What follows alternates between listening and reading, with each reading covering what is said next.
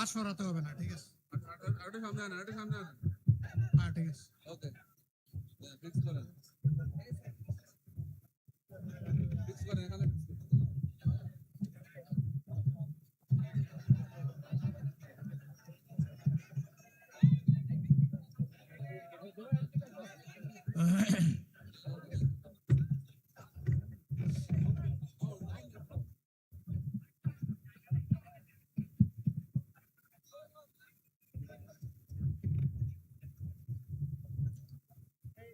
আসসালামু আলাইকুম ওয়া রাহমাতুল্লাহ।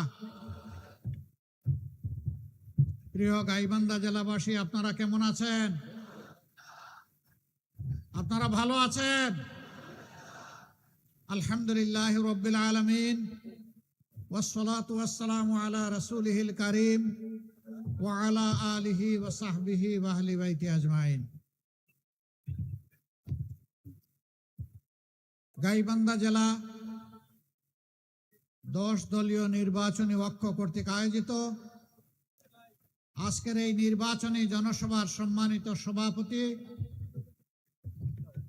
মঞ্চে বসা আমাদের প্রিয় সংগঠন বাংলাদেশ জামাতে ইসলামী সহ সকল বন্ধু প্রতিম প্রিয় সংগঠনের কেন্দ্রীয়, আঞ্চলিক এবং স্থানীয় নেতৃবৃন্দ, প্রিয় গাইবান্ধা জেলাবাসী এবং সাংবাদিক বন্ধুগণ, আজ আমি আপনাদের সামনে সত্যিকার অর্থে কোনো বক্তৃতার ফুলঝড়ি ছড়াতে আসিনি। আমি এসেছি আপনাদের একজন হয়ে বাংলাদেশের অতি গুরুত্বপূর্ণ উত্তরাঞ্চলের একটি গুরুত্বপূর্ণ জেলা এই গাইবান্ধার মানুষের সুখ এবং দুঃখের সাক্ষী হতে। আমি এসেছি গত 15.5 বছর স্বৈর শাসনের জাতাকলে যারা পিষ্ট হয়েছেন,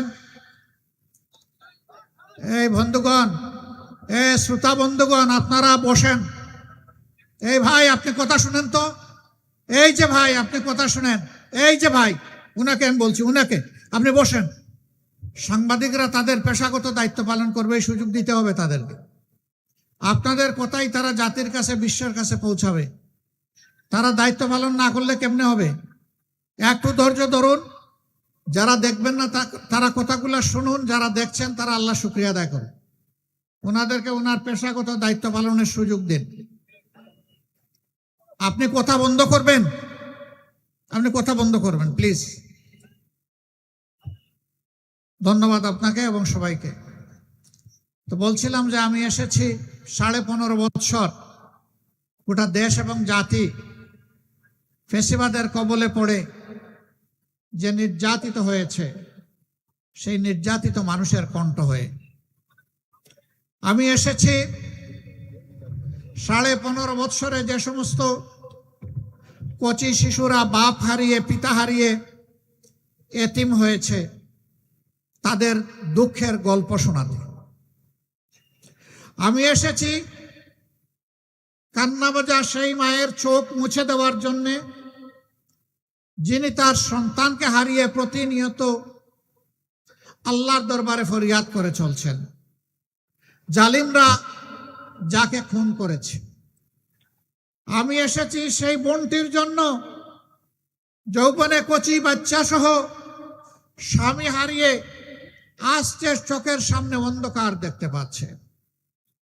আমি তাকে আমার পক্ষ থেকে সংহতি, 10 দলের পক্ষ থেকে সংহতি, সম্মান, শ্রদ্ধা এবং সান্ত্বনা যোগাতে এসেছি।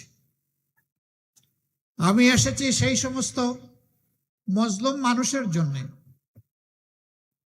স্বৈরাচারী সরকার শুধুমাত্র তার রাজনৈতিক প্রতিপক্ষ হওয়ার অপরাধে যাদেরকে তাদের ন্যায্য চাকরিটা কেড়ে নিয়েছিল, তাদের পক্ষে কথা বলতে। মসজিদের ইমাম মুয়াজ্জিনকে গায়ের জোরে মসজিদ থেকে বের করে দেওয়া হয়েছিল। তাহাদের আহাজারির সাথে আমার কণ্ঠ মিলাতে আমি এখানে এসেছি। প্রিয় গাইবান্ধাবাসী, এই যে আপনাদের পাশ দিয়ে নদীগুলা বয়ে গিয়েছে, এগুলো আল্লাহ তাআলার রহমত, নিয়ামত। কিন্তু এই নিয়ামতগুলাকে অতীতের 54 বছরের সরকারগুলো সংরক্ষণ করেনি। এক সময় যে নদী দিয়ে জাহাজ চলতো, এই নদী দিয়ে এখন সাধারণ নৌকা চলাচল করতে পারে না। গতকাল ঢাকা থেকে যখন আসছিলাম, নিচের দিকে চেয়ে চেয়ে দেখলাম, আর আস্তে আস্তে চোখের কোনায় পানি জমে গেল। নদীর পানি উবে গিয়ে নদীগুলো এখন মরুভূমি, কঙ্কাল হয়ে পড়ে আছে। এই নদীগুলো আল্লাহর দান। 4টা বড় বড় নদী আল্লাহ তাআলা নর্থ বেঙ্গলের মানুষের জন্য নিয়ামত হিসাবে দান করেছিলেন, তিস্তা, ধরলা, করতোয়া এবং ব্রহ্মপুত্র। সবগুলা নদীর একই অবস্থা। নদীর অবস্থা হলো শরীরের রক্তনালীর মতো। রক্তনালী দিয়ে যদি রক্ত সঞ্চালন হয়, যে কোনো প্রাণী বা মানুষ বেঁচে থাকবে।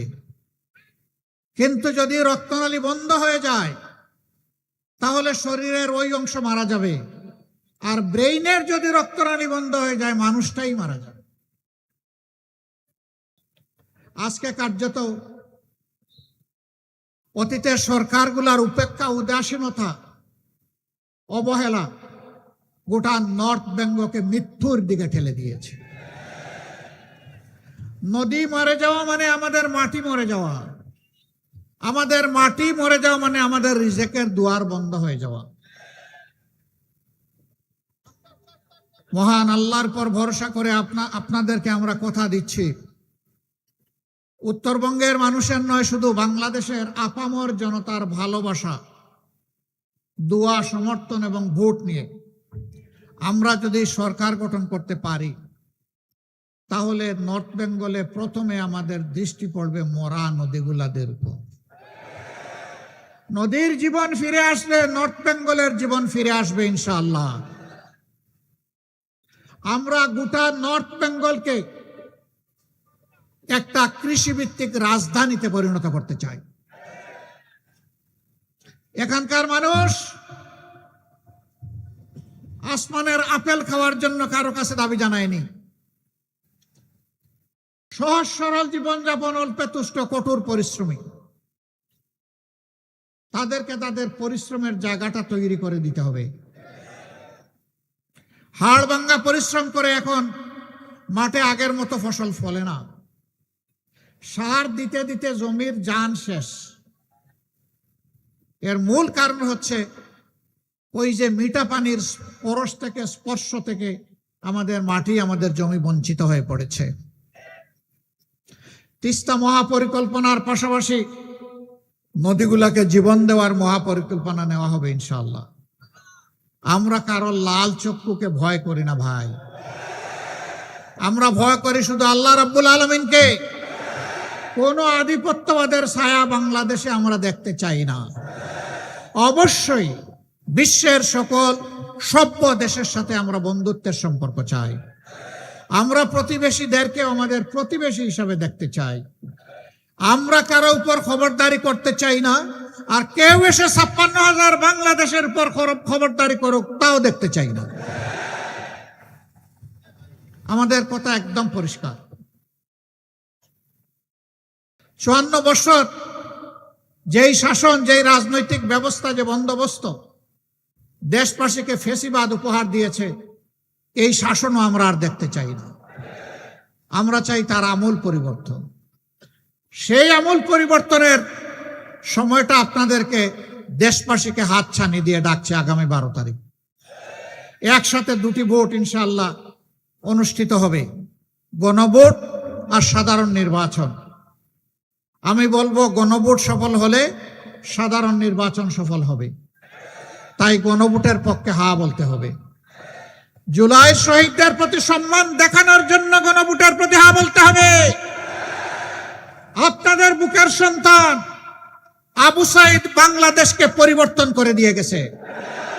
গোটা বাংলাদেশকে উদ্দীপ্ত করে তার জীবন উপহার দিয়ে এ দুনিয়া থেকে সে চলে গেছে। সে আওয়াজ দিয়ে গেছে, হে বাংলাদেশ, তোমাদের হাতের তালুতে আর তোমাদের ঘাড়ের উপর, হাতের তালুতে আমার রক্ত, ঘাড়ের উপর আমার লাশ আমি উপহার দিয়ে গেলাম। আমাদের স্বপ্ন বাস্তবায়নে তোমরা শহীদদেরকে ভুলে যেও না। আমরা কথা দিচ্ছি, আমরা ভুলে যাব না ইনশাআল্লাহ। ওরা কি চেয়েছিল? ওরা চেয়েছিল একটা দুর্নীতিমুক্ত বাংলাদেশ, একটা বৈষম্য মুক্ত বাংলাদেশ, একটা ন্যায় বিচারের বাংলাদেশ, একটা আধিপত্যবাদ মুক্ত বাংলাদেশ, একটা উন্নয়নের বাংলাদেশ, একটা যুবকদের আকাঙ্ক্ষার বাংলাদেশ। রাস্তায় নেমে স্লোগান দিয়েছিল, উই ওয়ান্ট জাস্টিস। বুক পেতে দিয়ে বলেছিল, আমার অধিকার আমাকে দাও, নইলে আমাকে গুলি দাও। ডানা মেলে বলেছিল, বুকের ভিতরে তুমুল ঝড়, বুক পেতেছে, গুলি কর। গুলিকে পরোয়া করে নাই। হে দেশবাসী, আমরা কি আবু সাইদ ও তার সঙ্গী শহীদদের কাছে ঋণী নই? এই ঋণ পরিশোধে আপনারা প্রস্তুত আছেন? সদা জাগ্রত পাহারাদার হিসাবে সবাইকে প্রস্তুত থাকতে হবে। আকাশ, নীল আকাশ, মাঝে মাঝে আকাশে শকুনের ছায়া দেখা যায়। ওই শকুনের ছায়া যেন বাংলাদেশের মাটিতে পড়তে না পারে। আপনারা সাবধান থাকতে পারবেন তো? পরপর তিনটা নির্বাচন, 14, 18, 24। আমাদের যুব সমাজ, আমাদের সাধারণ মানুষ, আমাদের ভাইয়েরা বোনেরা একটাও ভোট দিতে পারে নাই। যুব সমাজ তাদের জীবনেও একটা ভোট দিতে পারে নাই। এবার অনেক অপেক্ষার পর আগামী 12 তারিখ আসছে। এই 12 তারিখ শহীদদেরকে সম্মান করতে গিয়ে বাংলাদেশের বস্তা পচা, হত্যাকারী, খুনি, ধর্ষক এবং আয়নাগরের নায়ক নায়িকা বানায়, তা পরিবর্তন করে দেওয়ার জন্য আমরা হা ভোট দেব ইনশাআল্লাহ। হা ভোটের পক্ষে জোয়ার তুলতে হবে।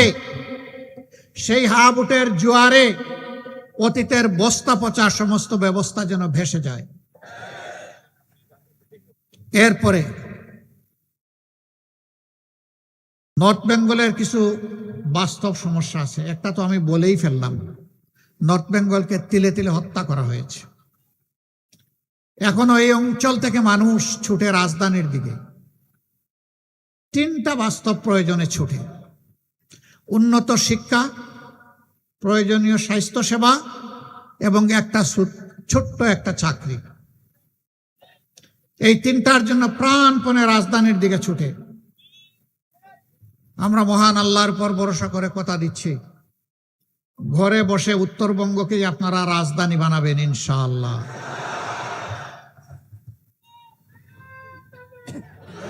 আমরা যুবকদের হাতে আমরা বেকার ভাতা দেব না। বেকার ভাতা বেকার তৈরির কারখানায় পরিণত হবে। আমাদের যুবকরা বেকার ভাতা চায় না। আমাদের যুবক যারা আছে তারা তাদের হাতে তাদের ন্যায্য কাজটা চায়। আমরা ইনশাআল্লাহ প্রত্যেকটা যুবক যুবতীর হাতকে আমরা বাংলাদেশের দেশ গড়ার কারিগরের হাতে পরিণত করব। আমরা তাদেরকে বাস্তব শিক্ষা দিয়ে দক্ষতা তাদের হাতে আমরা তুলে দেব। এরপরে গৌরবের সাথে দেশে হোক প্রবাসে হোক সম্মানের সাথে সে আয় রোজগার করবে, চাকরি করবে, ব্যবসা করবে ইনশাআল্লাহ। আমরা উত্তরবঙ্গকে পুরা একদম ইন্ডাস্ট্রিতে পরিণত করতে চাই। এটা সম্ভব।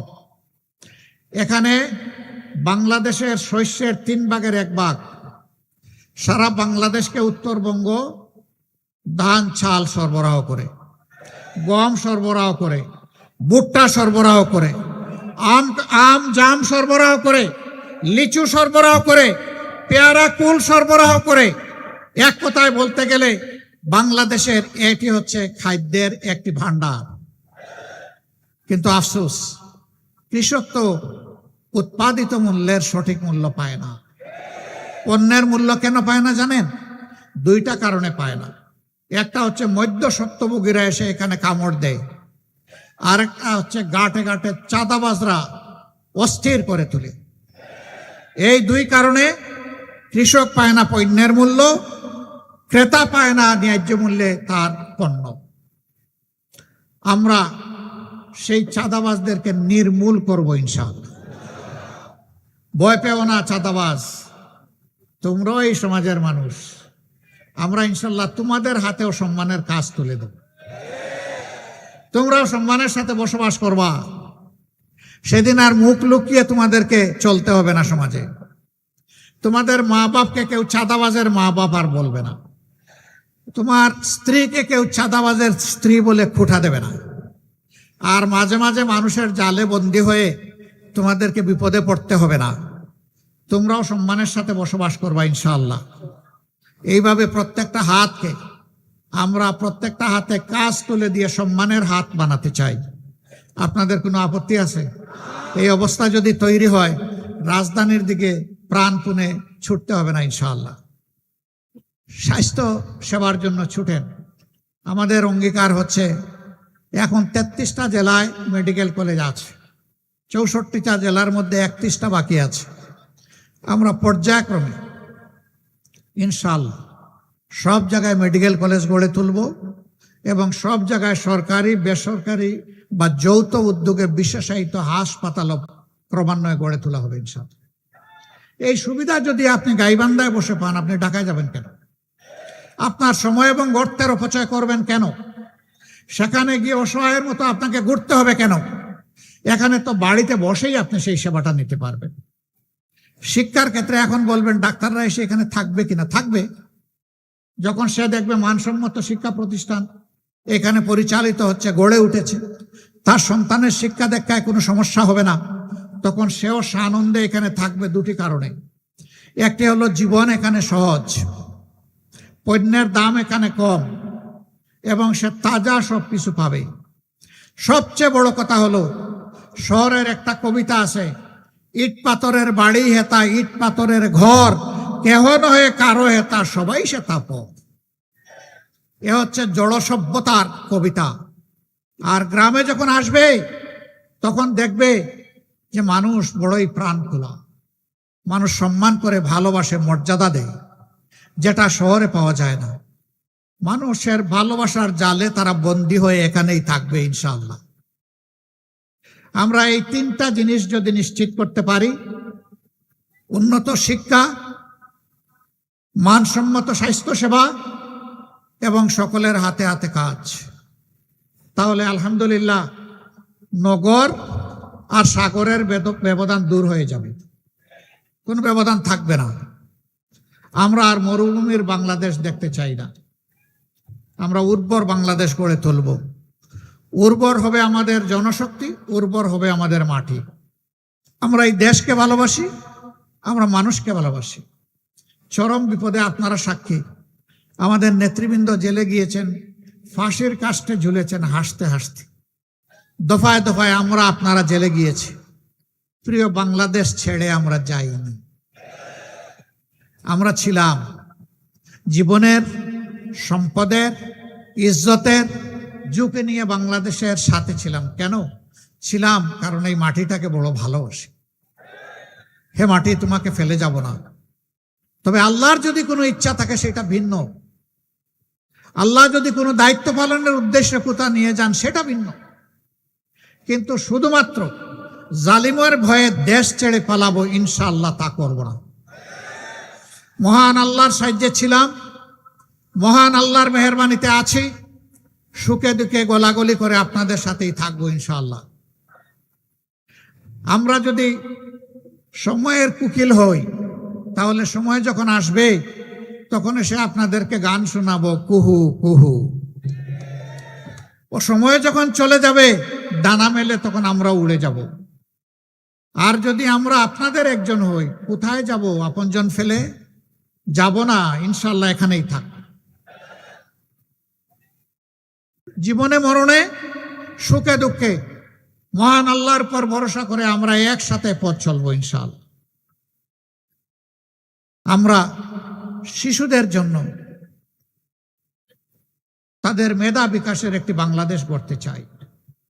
তরুণ তরুণী যুবক যুবতীদের জন্য আগামীর স্বপ্ন বাস্তবায়নের হাত হিসাবে তাদেরকে গড়ে তুলতে চাই। আমাদের মায়েদের জন্য ঘরে চলাচলে এবং কর্মস্থলে শতভাগ সম্মান এবং নিরাপত্তা নিশ্চিত করতে চাই। আমাদের জীবনের চাইতে আমাদের মায়ের সম্মান আমাদের কাছে অনেক দামি। ইনশাআল্লাহ আমাদের সকল মেধা যোগ্যতা দিয়ে মায়েদের সম্মানকে আমরা নিশ্চিত করব ইনশাআল্লাহ। তারা দেশ গড়ার কাজে সমান তালে যোগ্যতা এবং প্রয়োজন মোতাবেক তারাও আমাদের সাথে অবদান রাখবেন। তারা আমাদের কৃষিক্ষেত্রে কাজ করেন না, তারা বাড়ির আশেপাশে বাগান লাগান না, তারা স্কুলের শিক্ষকতা করেন না, তারা সেনাবাহিনীতে চাকরি করছেন না। রাসূল করিম সাল্লাল্লাহু আলাইহি সাল্লাম তার জমানায় আমাদের মাদেরকে নিয়ে যেতেন যুদ্ধের ময়দানে যোদ্ধা হিসাবে। যুদ্ধের চাইতে কঠিন কোনো কাজ আছে? যদি যুদ্ধে মাদেরকে আল্লাহ রসুল সামিল করে থাকেন তাহলে রাষ্ট্রের সকল কাজে তারা শরীক থাকবেন ইনশাআল্লাহ। এখন যে দুইটি জিনিসের অভাব, সেই অভাব পূরণ হবে ইনশাআল্লাহ। একটা কর্মক্ষেত্রে সম্মান নাই, আর একটা কর্মক্ষেত্রে নিরাপত্তা নাই। আমরা তাদেরকে কথা দিচ্ছি, আপনাদেরকে মায়ের সম্মান দিব এবং জান প্রাণ দিয়ে আপনাদের নিরাপত্তা নিশ্চিত করব ইনশাআল্লাহ। সব কিছুর উপর অগ্রাধিকার পাবে মায়েদের দিক। সেই বাংলাদেশটা আমরা গড়তে চাচ্ছি। আপনারা কি একটু আমাদের সাথে থাকবেন? ইনশাআল্লাহ যদি আপনারা থাকেন তাহলে ইনশাআল্লাহ আল্লাহর পর ভরসা করে আমরা এগিয়ে যাব। উত্তরবঙ্গে একাধিক কৃষি বিশ্ববিদ্যালয় আমাদের প্রয়োজন, কারণ এটা কৃষির উর্বর ক্ষেত্র। সেরকম কোনো বিশ্ববিদ্যালয় নাই। হাজী দানেশ বিজ্ঞান ও প্রযুক্তি বিশ্ববিদ্যালয় এটা কৃষি বিশ্ববিদ্যালয় না। বেগম রোকেয়া বিশ্ববিদ্যালয় এটি একটি সাধারণ বিশ্ববিদ্যালয়। আমরা ফিল করি সকল কিছু যাচাই বাছাই করে উত্তরবঙ্গে একাধিক কৃষি বিশ্ববিদ্যালয় হওয়া প্রয়োজন। এই ক্ষেত্রে আমাদের বিবেচনায় আশা করি গাইবান্ধা অগ্রাধিকার পাবে ইনশাআল্লাহ। মেডিকেল কলেজের কথা আগেই বলেছি, এখানে ইপিজেড করার সিদ্ধান্ত হয়ে আছে, বাস্তবায়ন নাই। হ্যাঁ, ইপিজেড এখানে হওয়া উচিত কর্মসংস্থানের জন্য এবং আমাদের উৎপাদিত যে সমস্ত পণ্য আছে সেইগুলাকে প্রসেসিং করা, বাজারজাত করা, বিশ্ব বাজার ধরার জন্য, বাংলার বাজার ধরার জন্য প্রয়োজন আছে। আমরা অবশ্যই এটার দিকে মনোযোগ দিব ইনশাআল্লাহ, আপনারা দোয়া করবেন। তারপরে বালাসী বাহাদুরপুর নাকি না বাহাদুরাবাদ, একটা সেতু দুই দিককে বিচ্ছিন্ন করে রেখেছে। আমরা চেষ্টা করব দুইটাকে জোড়া দিয়ে দিতে, আপনারা দোয়া করবেন ইনশাআল্লাহ। এটা বড় কাজ না, বড় মনের প্রয়োজন, বড় ভীষণের দরকার। আমাদের চুরির টাকাগুলো যদি আমরা ফেরত পাই আর নূতন চোরদের হাত যদি আমরা অবশ করে দিতে পারি, বাংলাদেশের উন্নয়ন লাফিয়ে লাফিয়ে হবে ইনশাআল্লাহ, লাফিয়ে লাফিয়ে হবে। আপনারা দোয়া করবেন। তারপরে ফুলচুড়ি সাগাটা নদী শাসন না, শুধু ফুলকড়ি সাগাটা না, সকল নদীগুলোকে শাসন করব না। মানুষ বলে নদী শাসন, শাসন করলে তো ওরা ভয় পাবে, নদীগুলো কান্নাকাটি করবে, দুঃখ পাবে না। নদীকে আপন করে তুলে নিব, আমাদের সন্তান বানাবো প্রত্যেকটা নদীকে ইনশাআল্লাহ। নদীগুলাকে, সন্তানকে যেভাবে মানুষ লালন পালন করে, আমরা নদীগুলাকে কুলে নিয়ে সেইভাবে লালন পালন করব ইনশাআল্লাহ। নদীমাতৃক বাংলাদেশ। আমরা একসময় নদীর কূলে আমরা গিয়ে বসে যাব, মা এখন আমাদের নৌকাটা নিয়ে তুমি চলো, আমাদের জাহাজ নিয়ে চলো, আমাদের লঞ্চ নিয়ে চলো, যা বন্ধ হয়ে আছে। আপনারা দোয়া করবেন। চলার পথে অনেক বাধা আছে, ষড়যন্ত্র আছে। সেই বাধা ষড়যন্ত্র আল্লাহ তাআলা যেন অতিক্রম করতে আমাদেরকে সাহায্য করেন। আমি পরিশেষে ন্যায় এবং ইনসাফের প্রতীক দাঁড়িপাল্লায় 10 দলের পক্ষ থেকে 5টি আসনে এখানে 5 জনকে মনোনয়ন দেওয়া হয়েছে। সবাইকে আপনারা চিনেন। তারপরে আমার নৈতিক দায়িত্ব আপনাদের কাছে আমাদের ভাইদেরকে আমানত হিসেবে উপহার দিয়ে যাওয়া। আপনারা এই আমানত কবুল করবেন, সাথে থাকবেন, পাশে থাকবেন, লড়ে যাবেন, আল্লাহর পর ভরসা করে বিজয় ছিনিয়ে আনবেন। আপনাদেরকে মুবারকবাদ। 1 নম্বর আসনে জনাব অধ্যাপক মাজেদুর রহমান, এই আসনে আগেও জামাতে ইসলামীর প্রতিনিধিদেরকে এলাকার মানুষ তারা নির্বাচিত করেছিলেন। আমরা সেই এলাকার মানুষকে ধন্যবাদ জানাই, কৃতজ্ঞতা জানাই। এবার আমরা তার হাতে ইনসাফের প্রতীক পাল্লা তুলে দিলাম। ধরো, তুমি ছেড়ে দিলা কেন? তোমার হাতে তুলে দিচ্ছি তো, তুমি তো ধরবা। আপনারা ইনসাফের প্রতীকের সাথে থাকবেন ইনশাআল্লাহ। এসপায়ার বাংলাদেশ, আমাদের স্বপ্নের বাংলাদেশের সাথে থাকবেন। সবাইকে ধন্যবাদ। 2 নম্বর আসনে সদরের আসন, ইনিও সাবেক উপজেলা চেয়ারম্যান, আরেকজন সাবেক উপজেলা চেয়ারম্যান, যিনি গাইবান্ধা জেলার সম্মানিত আমির জনাব আব্দুল করিম, তার হাতে আমরা ইনসাফের প্রতীক তুলে দিলাম। এই মানুষগুলাকে দেখতে মায়া লাগে, আসলেই লাগে।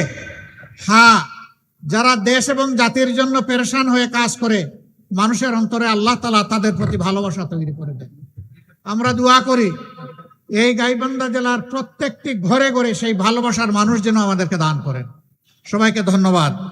3 নম্বর আসনে অধ্যক্ষ মৌলানা নজরুল ইসলাম সাহেব, ডান দিকে আসেন ভাই, বামে দিব না, ডানে আসেন। আমরা ডানপন্থী রে ভাই, ডানে আসেন। আলহামদুলিল্লাহ। আমরা কোন পন্থী? আমরা কোন পন্থী? ডানপন্থীরাই আল্লাহর মায়ার মানুষ। আল্লাহ তাআলা 2টা পন্থা দান করেছেন, একটা ডান পন্থা, একটা বাম পন্থা। আমরা ইনশাআল্লাহ ডানপন্থী। ওনার হাতে আমরা তুলে দিলাম ইনশাআল্লাহ। তিনিও সাবেক উপজেলা চেয়ারম্যান, একজন নির্যাতিত মানুষ, যাকে আজীবনের জন্য অন্যায়ভাবে শাস্তি দেওয়া হয়েছিল।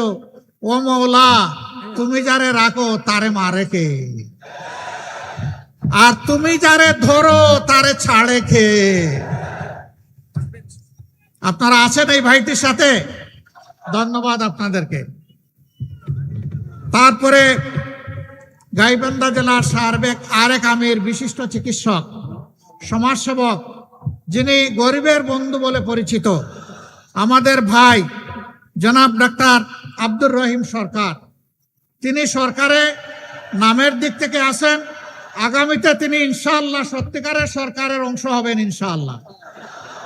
আপনারা তার জন্য বুক ভরে দোয়া করবেন, তার বিজয়ের জন্য ইনশাআল্লাহ আপনারা লড়ে যাবেন সমান তালে। সর্বশেষ গাইবান্ধা 5 আসনে সাগাটা ফুলছড়ি, এই আসনে আমরা গাইবান্ধাবাসীকে একজন বীর মুক্তিযোদ্ধা আমাদের পক্ষ থেকে উপহার দিচ্ছি, জনাব আব্দুল ওয়ারেস। তার হাতেও আমরা ইনসাফের প্রতীক দাড়িপাল্লা তুলে দিলাম। ওনারা যুদ্ধ করেছেন 71 সালে, একটি ন্যায় ইনসাফ সাম্যের, একটি অগ্রগতি উন্নয়নের, একটি নিরাপদ বাংলাদেশ দেখার জন্য। তাদের সেই আকাঙ্ক্ষা পূরণ হয় নাই। আপনাদের কাছে আমরা লজ্জিত। এবার যেন সেই আকাঙ্ক্ষা পূরণ হয়ে, আল্লাহ তুমি আমাদেরকে সাহায্য করো। আপনাদের সকলকে মোবারকবাদ।